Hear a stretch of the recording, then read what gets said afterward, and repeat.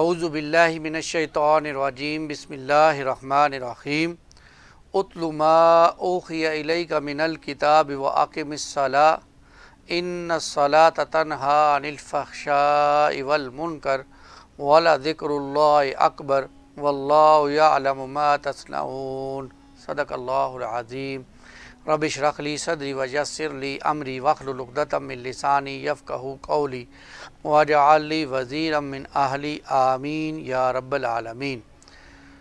21ویں پارے سے ہم اپنے مطالعے کا آغاز کر رہے ہیں اور 21ویں پارے کا آغاز سورۃ العنکبوت سے کے آدھے حصے سے۔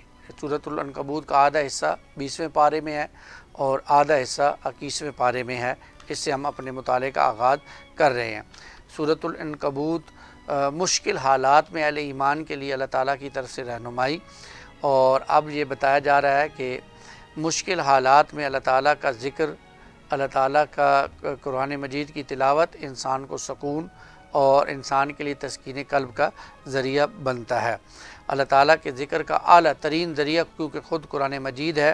نماز آپ صلی اللہ علیہ وسلم کے ذریعے سے سکھائی جانے والی قولی اور بدنی عبادت بھی ہے، تو قرآن مجید کی تلاوت اور وہ قرآن مجید اگر نماز کے اندر پڑھا جائے تو یہ کیا خوبصورت نور علی نور والی بات ہو جائے گی، اور انسان کو یہ یاد دلاتا ہے کہ اے اللہ ہم تیری بندگی کرتے ہیں اور تجھ ہی سے مدد چاہتے ہیں۔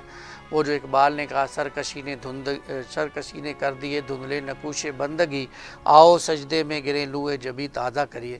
اللہ تعالی ہمیں بھی مشکل حالات میں کثرت سے قرآن مجید پڑھنے کی توفیق عطا فرمائے، نماز کو قائم کرنے کی توفیق عطا فرمائے۔ اگلی آیات میں اہل کتاب کے لیے دعوت کا تذکرہ، اور آیات 48 تا 51 میں عظمت قرآن اور صداقت رسول صلی اللہ علیہ وسلم کا تذکرہ ہے، اور اس کے بعد جو ہے وہ آیات 52 تا 55 میں حق کو جھٹلانے والوں کا بدترین انجام، اور اگلی آیات میں ہجرت کا حکم ہے، اور ہجرت یہ بڑی اہم آیت ہے۔ اس کے اندر فرمایا جا رہا ہے کہ ہجرت کے حکم اور اس کے لیے اللہ تعالیٰ کی طرف سے جو تسلی دی جا رہی ہے اس کا بیان ہے۔ اہل ایمان کو آگاہ کیا گیا کہ اہمیت کسی خطہ زمین کی نہیں بلکہ اللہ تعالیٰ کی عبادت کی ہے۔ اگر کسی علاقے میں اس کی عبادت کرنا دشوار ہو جائے تو وہاں سے ہجرت کر جاؤ، اس کی زمین بڑی وسیع ہے، وہ اس کے حکم سے اس کے بندوں کو ضرور بہتر ٹھکانہ فراہم کرے گی۔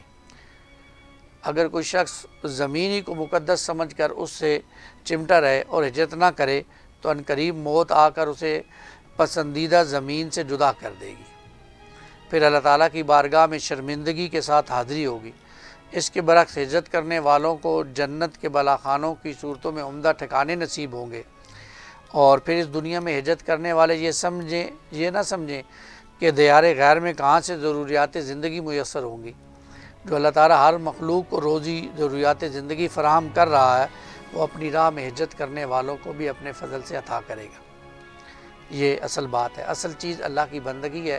وہ اگر ایک جگہ ایک شہر میں مشکل ہو رہی ہو تو انسان ہجرت کر کے دوسری جگہ پہ چلا جائے۔ آیت 64 کے اندر بتایا گیا کہ دنیا کی زندگی محض ایک ڈرامہ ہے، اور اس کو ڈرامے ہی کی طرح سمجھنا چاہیے۔ جیسے ڈرامہ ہوتا ہے اس کے اندر کچھ کردار ہوتے ہیں، کوئی وزیر ہوتا ہے، کوئی بادشاہ ہوتا ہے، کوئی چوکیدار ہوتا ہے، تو وہ اصلاً نہیں، حقیقی نہیں ہوتے، وہ کچھ لمحے کے لیے، وہ 3-4 گھنٹے کا جو ڈرامہ اس کے لیے ہوتے ہیں۔ جب ڈرامہ ختم ہو جاتا ہے تو وہ کردار ان سے واپس لے لیا جاتا ہے۔ یہی میری اور آپ کی زندگی کا معاملہ ہے۔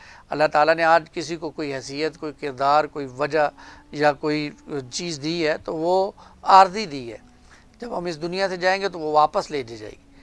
آخرت کا فیصلہ تو پھر اس جو ذمہ داری دی گئی تھی اس کو کیسے ادا کیا اس پر ہوگا۔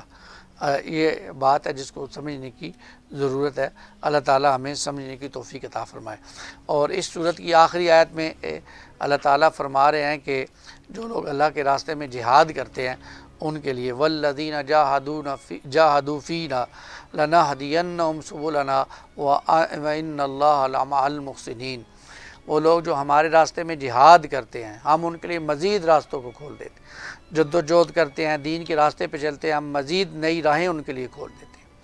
اور اس سورہ عنکبوت کی اس آخری آیت پر بڑی تاکیدی اسلوب میں آگاہ کیا اللہ تعالیٰ نے کہ اللہ کی راہ میں مال اور جان جو لوگ جہاد کرتے ہیں وہ انہی کو اپنے راستوں کی ہدایت دیتا ہے۔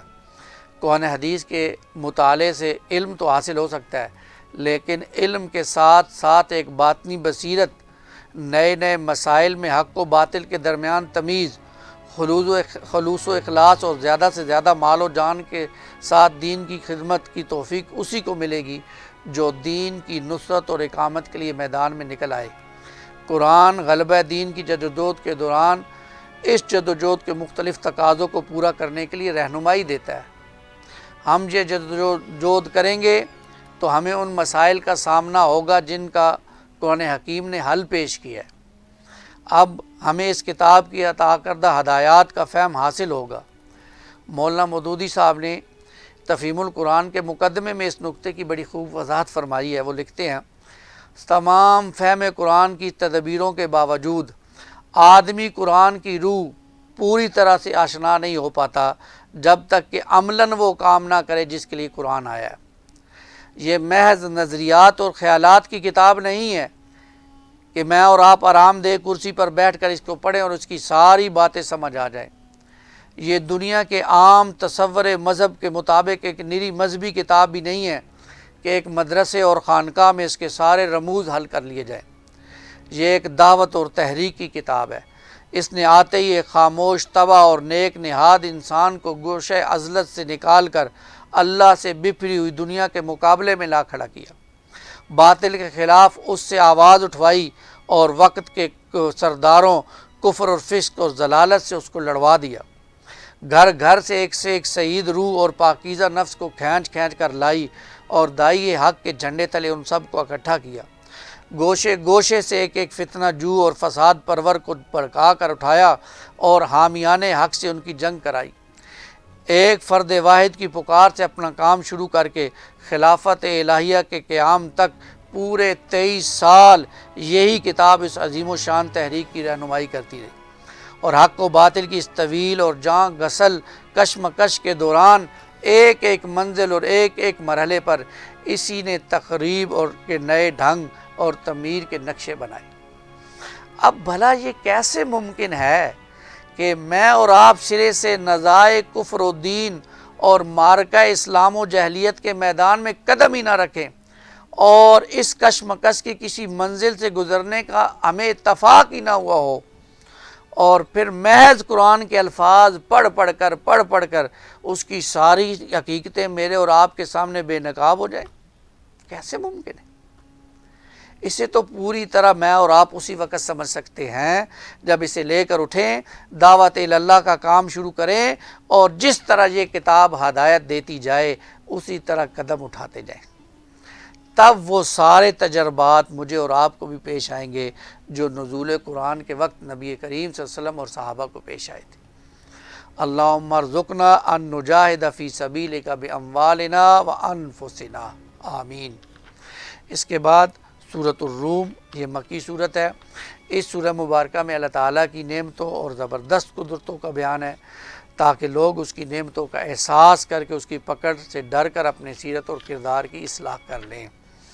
پہلی 6 آیات میں مسلمانوں کو خوشخبری ہے، اور یہ آیات سن 614 میں اس وقت نازل ہوئی جب ایرانی آتش پرستوں نے رومی اہل کتاب کو فلسطین کی سرزمین میں شکست سے دوچار کیا۔ اس واقعے سے مشرکین مکہ خوش ہوئے اور مسلمانوں کو دکھ ہوا۔ اس کا سبب یہ تھا کہ مشرکین مکہ کی ہمدردیاں ایرانیوں کے ساتھ تھیں کیونکہ وہ بھی مشرک تھے، اور اس کے برعکس مسلمانوں کی ہمدردیاں اہل کتاب رومیوں کے ساتھ تھیں۔ اللہ تعالیٰ نے مسلمانوں کو بشارت دی کہ عنقریب رومیوں کو فتح حاصل ہوگی۔ یہ فتح ایک ایسے روز حاصل ہوگی جس دن مسلمان بھی اللہ تعالیٰ کی مدد کے سہارے ایک کامیابی پر خوشیاں منا رہے ہوں گے۔ یہ خوشخبری 9 سال بعد عین بدر کے دن پوری ہوئی۔ قرآن حکیم کے کتاب الہی ہونے کا یہ ثبوت ہے جس کو اللہ تعالیٰ نے ظاہر کیا۔ فتح ہوئی اور اللہ تعالیٰ نے اس فتح کو جو ہے وہ مسلمانوں کو بھی فتح دی اور رومیوں کو بھی فتح دی۔ پھر یہ کہ آیات 9 تا 10 میں سرکش قوموں کے انجام سے سبق حاصل کرنے کی تلقین کی گئی۔ اگلی آیات میں احوال آخرت کا تذکرہ ہے۔ پھر یہ کہ اللہ تعالیٰ بتا رہے ہیں کہ مردہ زمین کو زندہ کرنے والا تمہیں بھی زندہ کرے گا، جیسے مردہ زمین ہوتی ہے اس پر بارش برستی ہے پھر اس سے فصل لہلہانے لگتی ہے، ایسے انسان جب مر جائے گا اللہ تعالیٰ اس کو دوبارہ اٹھا کر زندہ کر دیں گے۔ اس کے بعد اللہ تعالیٰ کی قدرتوں کا بیان ہے۔ اللہ تعالیٰ نے آسمان اور زمین کو جو بنایا اس کی تخلیق کا بہترین شاہکار ہے یہ۔ دنیا میں بولے جانے والی مختلف بولیاں بھی اللہ کی قدرت اور خداوندی کا حیران کن منظر ہے۔ کائنات میں مختلف رنگوں میں مخلوقات کی تخلیق اللہ کی حسین کاراگری کا نمونہ ہے۔ رات اور دن میں حاصل ہونے والی میٹھی نیند اس کی فرت بخش نشانی ہے۔ دن کا اجالا اور اس میں اپنی ضروریات کے لیے بھاگ دوڑ کی سرگرمیاں کرنا یہ اس کی رحمت کا مرہون منت ہے۔ آسمانوں پر چمکنے والی بجلیاں اور ان کو دیکھ کر خوف اور امید کی کیفیات اللہ کی عظمت اور جلال کا احساس دلاتی ہے۔ آسمانوں سے برستی موسلا دھار بارش اور اس کی حیات بخش نعمت اللہ کی نعمت ہے۔ بارش سے مردہ زمین کا زندہ ہونا اور طرح طرح کی نباتات کا پیدا ہونا اس کی قدرت کے عظیم خزانوں کا عکس ہے۔ آسمانوں اور زمین کا ایک توازن کے ساتھ قائم رہنا اس کا کتنا بڑا انعام اور اس کے زبردست ہونے کی کتنی بڑی دلیل ہے۔ اللہ تعالیٰ کے اقتدار کا یہ عالم ہے کہ اس کے حکم سے تمام کے تمام انسان قبروں سے نکل کر اس کی بارگاہ میں جمع ہو جائے گی۔ اللہ ان آیات پر ہمیں بھی غور و فکر کرنے کی توفیق عطا فرمائے اور اپنے کلام کے ساتھ جڑنے کی۔ پھر اسی صورت کے درمیان میں یہ بتایا گیا کہ انسانوں کا جو غیر متوازن طرز عمل ہے، خود غرضانہ طرز عمل ہے، اس کا تذکرہ ہے۔ یعنی جب انسان کو کوئی تکلیف پہنچتی ہے تو گڑ گڑاتے ہوئے اللہ سے دعائیں کرتا ہے، پھر جب اللہ وہ تکلیف دور کر دیتا ہے تو اپنے خود ساختہ معبودوں کو، اپنے پیروں کو، اپنے پنڈتوں کو ان کا جو ہے وہ فضل قرار دیتا ہے۔ کیا ان کے پاس اپنے اس شرک کے لیے کوئی دلیل ہے؟ حقیقت یہ ہے کہ کل اختیار صرف اور صرف اللہ تعالیٰ کے پاس ہے۔ وہ جس کے لیے چاہے رزق کو وسیع کر دیتا ہے، جس کے لیے چاہے تنگ کر دیتا ہے۔ جو لوگ واقعی اس پر ایمان لاتے ہیں ان کے لیے اس حقیقت میں معرفت اور ہدایت کا جو ہے وہ سامان ہے۔ پھر یہ ہے کہ اللہ کی قربت حاصل کرنے کے لیے اللہ کے ساتھ جڑنے کا تذکرہ ہے، اللہ کی نعمتوں اور قدرتوں کا مزید تذکرہ ہے، بارش اور اس کی برکات کا تذکرہ ہے، اللہ تعالیٰ کی قدرت اور بندے کی بے بسیوں کا تذکرہ ہے، نبی پاک صلی اللہ علیہ وسلم کی دلجوئی کا تذکرہ ہے کہ آپ صلی اللہ علیہ وسلم پر جو کفار کی طرف سے طنز و تنقید کی جا رہی ہے، اللہ کی طرف سے آپ کی دلجوئی کی جا رہی ہے کہ آپ پریشان نہ ہوں، اللہ دیکھ رہا ہے، عنقریب ان کو ان کے کیے کی سزا ملے گی۔ اس کے بعد سورہ لقمان ہے، اور جن 3 صورتوں کا میں نے ذکر کیا تھا کہ جو لوگ نبی نہیں ہیں لیکن ان کے نام سے قرآن مجید میں صورتیں آئی ہیں، ان میں سے ایک صورت یہ سورہ لقمان ہے، ایک سورہ مومن ہے اور ایک سورہ مریم ہے۔ اس سورہ مبارکہ میں سیدنا لقمان کی جو تعلیمات ہیں ان کو بیان کیا گیا، اور اس کی وجہ یہ ہے کہ بیان کیا گیا کہ کیونکہ تم لوگ لقمان علیہ السلام لقمان کے قصے اور قول اقوال کوٹ کرتے ہو، تو لقمان جو تھے حکیم دانا شخص تھے اور شرک سے پاک زندگی بسر کرتے تھے۔ اللہ تعالیٰ نے ان کا تعارف بھی کرا دیا اور اس کے ساتھ ساتھ یہ ہے کہ لقمان کی وصیتیں بھی بیان کر دیں، اور اس کے دوران والدین کے جو بارے میں بھی اللہ تعالیٰ نے وصیت فرما دی۔ تو اس آیت میں خاص کر جو دوسرا رکوع ہے وہ نہایت اہم ہے، جس میں لقمان کی وصیتوں میں سے پہلی تو یہ ہے کہ ان الشرک لظلم عظیم، شرک بہت بڑا عظیم گناہ ہے۔ اب آپ دیکھیں کہ لقمان کتنے عظیم انسان ہوں گے کہ کسی نبی کی دعوت بھی نہیں پہنچی، نہ کسی نبی کے پیروکار ہیں، لیکن اللہ تعالیٰ نے جو سلیم فطرت دی تھی اس کی بنیاد پر وہ یہ جان چکے تھے کہ صرف بندگی اللہ کی، اللہ کے علاوہ کسی کی نہیں ہے۔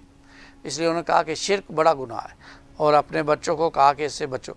پھر کہا ہے میرے بیٹو اگر کوئی عمل رائی کے دانے کے برابر بھی ہو، پھر وہ کسی چٹان میں ہو یا آسمانوں میں ہو یا زمین میں چھپ کر کیا جائے، اللہ اس کو یاتی بھی اللہ لے آئے گا۔